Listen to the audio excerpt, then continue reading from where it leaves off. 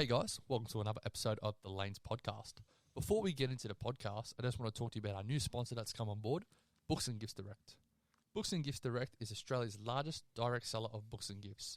They sell their products from lunchrooms and reception desks and are in more than 25,000 workplaces across Australia. These workplaces include schools, childcare centres, businesses, hospitals, community centres and other corporate entities. Their books and gifts sell up to 70% off recommended retail price. And as the leading direct seller of books and gifts across Australia, they have a strong buying power, and without the overheads of a shopfront, they can afford to pass on significant savings. So if you want to take a look more at this, the website's going to be below in the comments section, or you can go www.booksgiftsdirect.com. Thanks for listening, and let's get into the show. Hey guys, welcome back to another episode of the Lanes Podcast. On today's episode, we'll be doing the top 8 predictions for the Western Conference and the 2 teams that would be in the 9th, 10th position, so in the play-in tournament. So, without further ado, let's get into it.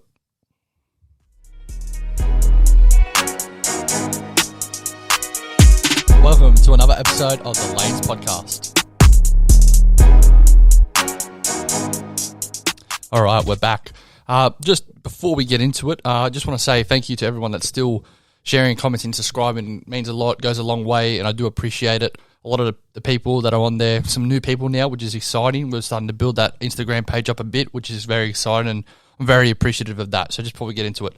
All right, now, let's not waste any more time. So what I'm going to do, the same way I did it last episode, I'm going to start at the top teams I feel that will be in the top, and then I'm going to go back down into the 7, 8, 9, 10 teams, because that can really be, a big lottery of who's going to be where and what positions. But to start off, first team that I think will definitely be in the playoffs this year, whatever you want to call it, it is the Los Angeles Lakers. Now, we all obviously know Lakers have had maybe the busiest off-season out of any team in the competition. We just know that when healthy, this team's a dominant team, and then they've probably added, I've been a bit questionable some of their players they've picked up, but they're always going to be obviously a really good team. Like, we know that, the team that they have, it's still going to be a really competitive playoff team. It's veteran-based, not a lot of young guys, so a lot of people in there, they want to win, and they don't really care how much minutes they get per se. So I think that's actually a positive for them. A lot of people are looking at, they're really old, but in saying that, a lot of people on this team, they're a bit older. They just want to win. They've kind of been, you look at Carmelo, he's been the man on his team before, and he's now just looking to get a ring. Trevor Ariza has been a key part in your team. He might not have been your top 3 player, but he's in your top 6, 7 rotation. So there's a lot of players like that on this team that if not getting over the hill, but getting a bit older, and they're just like, we want to win. So obviously, I think they'll be in the playoffs. I don't know if they'll get the number 1 seed. I think that might be a team like Utah. I think a team like Utah is like built for the regular season. They can not buy wins, they can get a lot of wins quickly, and that can really, mount into a really good season. But obviously, since we're talking about Utah, they're obviously going to be another team that's in the playoff tournament. I think for them, though, not a massive free agency, signing frenzy for them, but they did pick up 2 really good players, like key veterans in Hassan Whiteside and Rudy Gay, who are really suiting their system, I believe.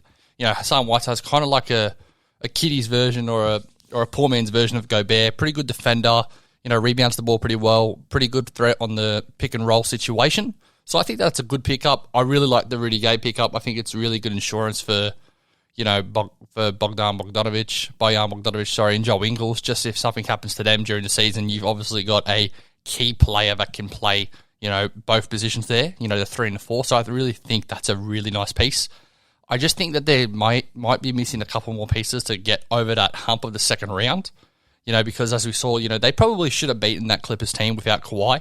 In saying that, the Clippers played really well, but I still think that the Jazz kind of bombed that, and if they were to win that series, you never know what happens with them in Phoenix, because I think that would have been a really good matchup. 2 really good coaches, high IQ coaches.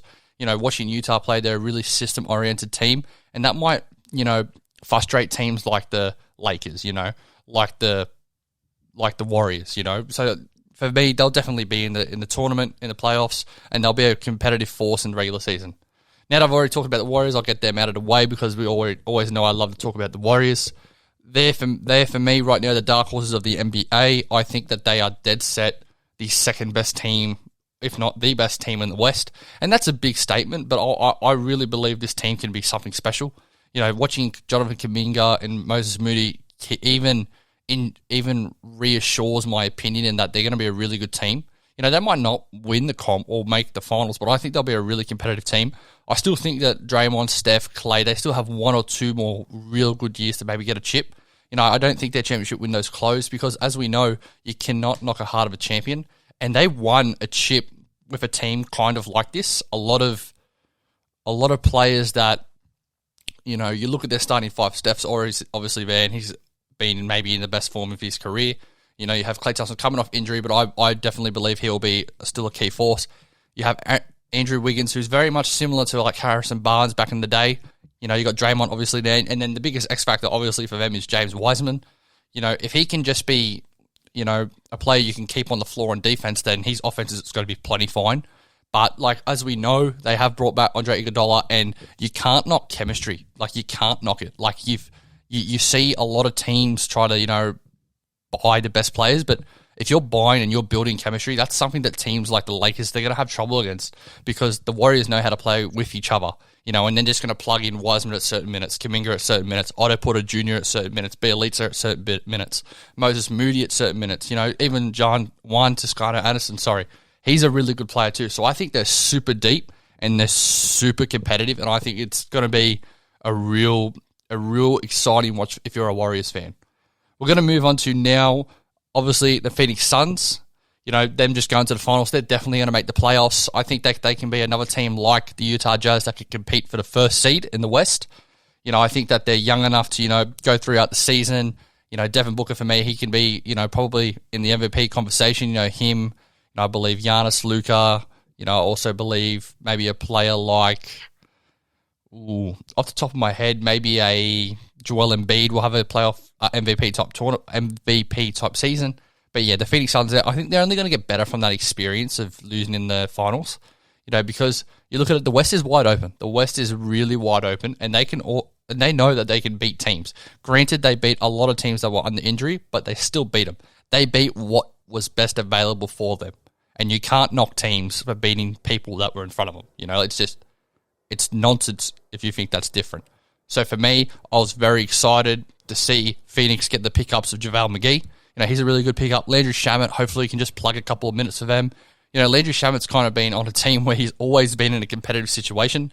You know, he's been at Philadelphia, Brooklyn, Phoenix, the Clippers. You know, he's been at teams that are always kind of in that contending mode. So he knows what it takes to be a winner, and he knows how to play in a competitive team. So obviously I believe Phoenix is going to be in the 8. Now, this is where it gets tricky because we've got 1, 2, 3, 4, 5, 6. 1, 2, 3, 4, 5, 6. 6 teams, I think, vying for the next 4 spots. And for me, it's funny because the Clippers, I'll start with them. If they were fully healthy, they'd definitely be in the playoffs, like automatic. But them not having Kawhi Leonard, I'd like to see how they go during the regular season. And one move for me, it's a move that it can really work or it can really flop, and then it can really look good or bad on them. And that's the trade for Eric Bledsoe for Rajon Rondo and Patrick Beverley. Now, I understand the trade. I understand why you pull that trigger. You know, looking at it, Patrick Beverley, great defender, really good defender, talks a lot of shit, but like at the same time, what's he giving you on offense? And like I understand he made some key buckets in the last game against Utah, but I do think he's an upgrade on offense, Eric Bledsoe. And obviously, as we know, the NBA is an offensive league, so you can give up 130, but if you score 131 points, it doesn't really matter, you know? So I think that trade can be a positive and a negative. It obviously has something to do with him being at clutch.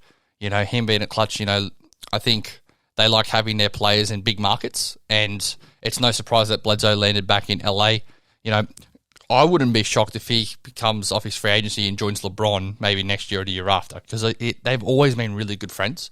So I'm surprised that the Lakers maybe didn't have a play at him, but, you know, that's neither here or there. They might have, and they might not have been able to give up the assets. But, you know, the Clippers are in that position. I do believe they'll still make this team, this playoff series, but it is an interesting little take on what they're going to be like. Next, you got the Blazers. Now, the Blazers, for me, I had them last year thinking they were going to be a smoky, kind of like what I think the Warriors are going to be this year. I thought they were pretty deep. They had, the right amount of veterans and the right amount of young players. But looking at it now, I'm really hesitant to put them in. I'm obviously going to put them in just based on the fact that I think Damian Lillard's still a stud, still a top. I think he's the second best point guard or the third best point guard in the league, depending on who you want to put above him. Obviously, I'll put Steph, and if you consider Luka a point guard, I'll put Luka over him. But yeah, Damian Lillard's still a bucket. He can still go out and get you 30 a game, most likely. They have lost Carmelo. That's a pretty decent loss. They haven't really put anyone else in for him. So they've got their acquisitions was Cody Zeller. I think Michael Beasley got a pick up. Tony Snell, he's most likely going to take that position. But Carmelo was actually pretty good for them last year. It was I thought he was a bit of a positive for them. And watching the Blazers play, they really need that third player to go get them a basket. And I thought Carmelo Anthony was probably their third best player to go get them a basket. I'm not going to be shocked if they make like the top 5, 6, but they're not going to they're not going to get out of the first round. Let's not joke or let's not kid ourselves. And especially if he gets traded, then they're out of the playoffs, obviously. I think the best thing for them, if he wants to go, and if you're the Blazers and you can get Ben Simmons, I reckon you get him. I reckon you give him a punt. Because no one's going to come to Portland to play. We've seen that. The biggest acquisition they've gotten was Carmelo Anthony. And, they got him cheap when no one wanted him. But, the other big acquisition they got was Norman Powell. They got him via trade. So, they don't really go out and sign a heap of players. I've never been to Portland, but, some of my mates that have been to Portland, they said it's really nice, but, it's not a free agent destination per se. We wouldn't say, oh, yeah, let's go to Portland. It's not like a LA. It's not like a Miami. It's not a free agent destination, if you get what I mean. So, if they stay in this team, I still believe they'll make the playoffs. I don't think they'll be, amounting to anything big, but I do believe they'll still win the playoffs. Now, for me, you look at it now, it's starting to dwindle, and obviously, if Denver were healthy, they'd be in the top 4. They're another team that would be able to compete for that first seed, but I really want to see how Jamal Murray goes coming back from injury. That's a really interesting take for me because if he's not healthy, if he's not, a shell of him, what he's be, they'll still make the playoffs, but I think they'll struggle a bit, and I think he'll struggle a bit to get back into form, and that's nothing not to his credit, it's just ACL injury, it's a tough injury, but I do believe he can bounce back. But if Michael Porter Jr. takes that step up and can be that consistent scorer for them, then I think that they're really in good shape. They're really going to be in good shape. I still believe they'll be, that top 6. I don't think they'll be that 7, 8, 9, 10.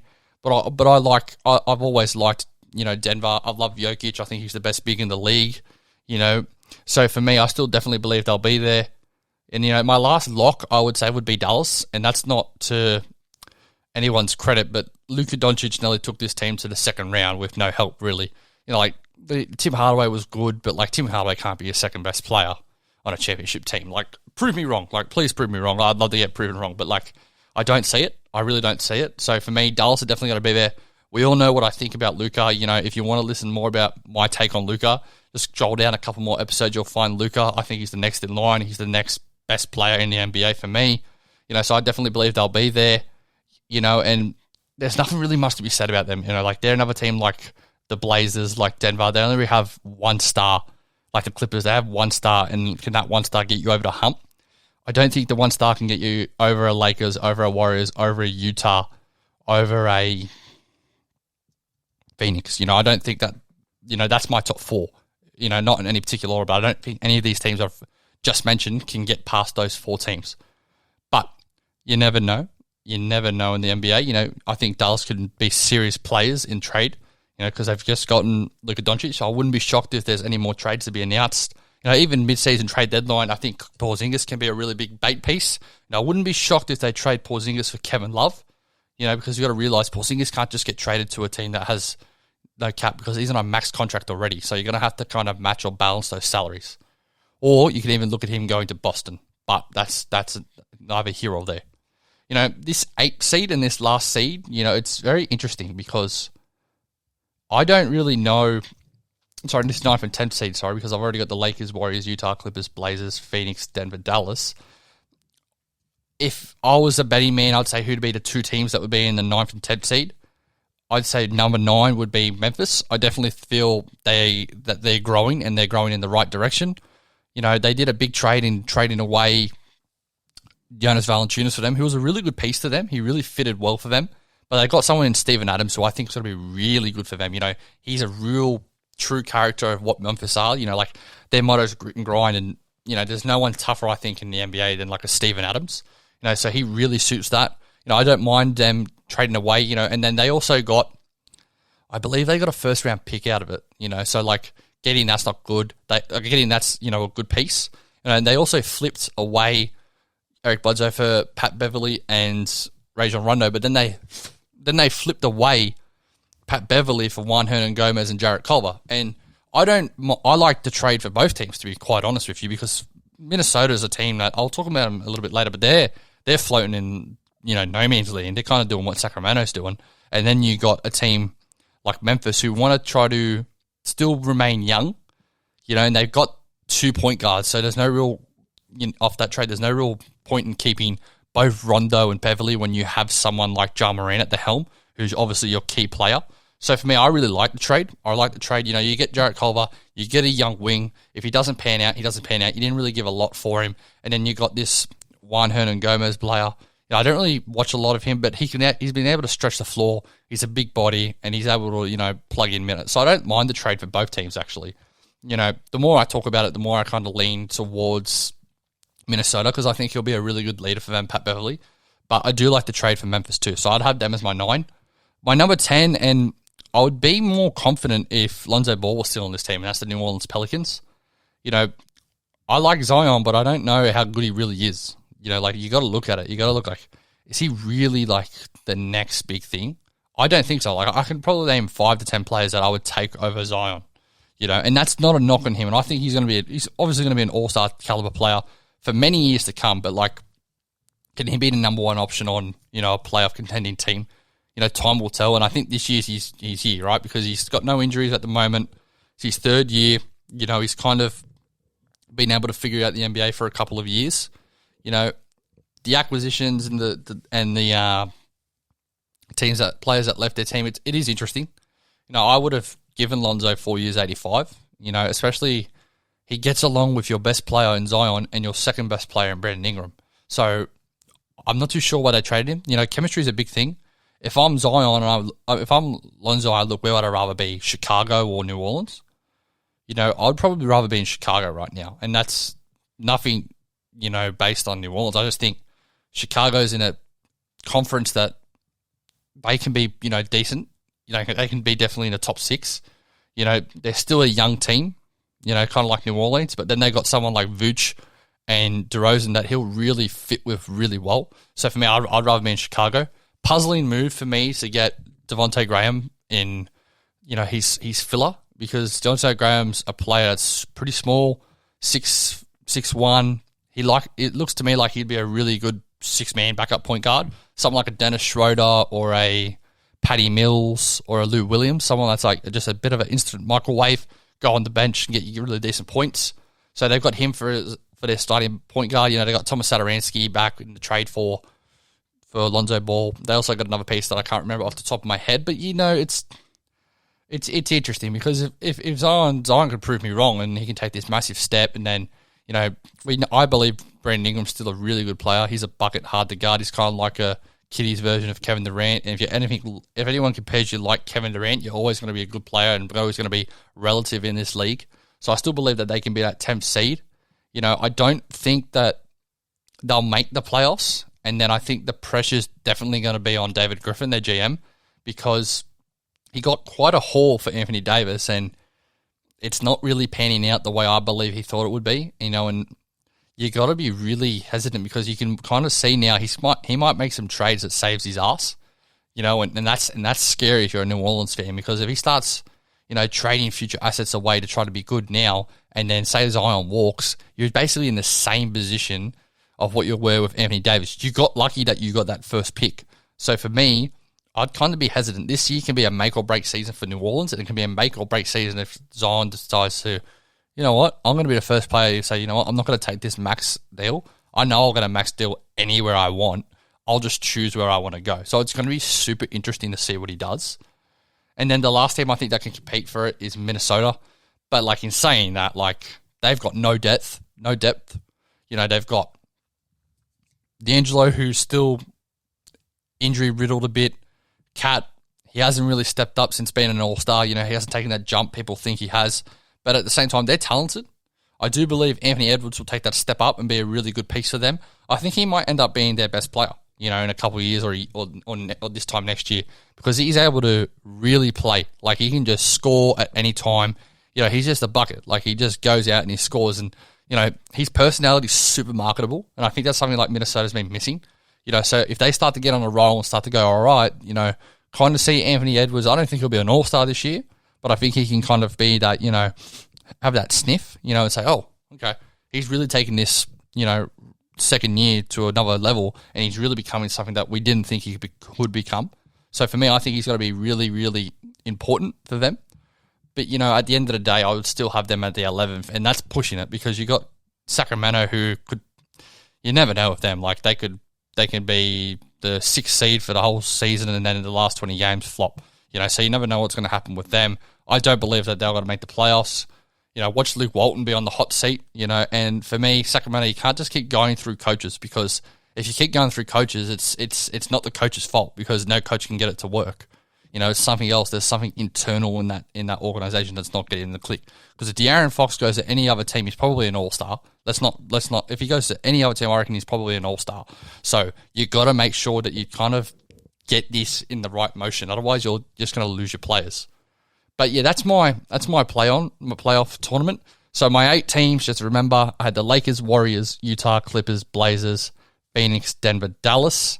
If you guys think any different, make sure you let me know. That 9th and 10th team, I think it'd be Memphis and New Orleans. If you guys think that any other team from the other teams in the Western Conference could make the playoffs, let me know in the comments section below. Make sure, guys, to have a great day. Take care. Peace.